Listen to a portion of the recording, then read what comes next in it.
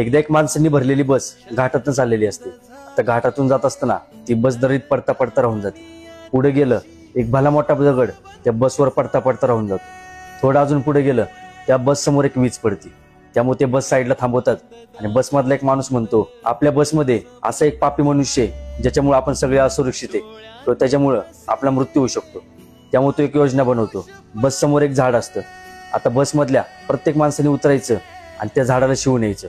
जो माणूस पापी असेल ती वीज त्या माणसावर पडणार. आता बसमधला एक एक माणूस उतरतो आणि झाडाला शिवून येत असतो. आता सगळे शिवून येतात आणि शेवटी राहतो फक्त एक माणूस. सगळे त्या माणसाकडे बघत असतात. तो माणूस घाबरत घाबरत त्या झाडापाशी जातो आणि झाडाला शिवतो. जसं तो झाडाला शिवतो तशी एक जोरात वीज पडती, पण ती वीज बसवर पडती आणि बसमधले सगळे मृत्यू पावतात. आता बसमध्ये तो एकटा चांगला माणूस असल्यामुळं ती बस सुरक्षित होती. जसा तो बसच्या बाहेर येतो त्या बसवर वीज पडते. यावरून एक समजून घ्या, एखाद्याला पूर्ण ओळखल्याशिवाय त्याच्याबद्दल आपलं वाईट मत कधी देऊ नका. आणि तुम्हाला चुका शोधायचीच असतील तर त्याची सुरुवात स्वतःपासून करा.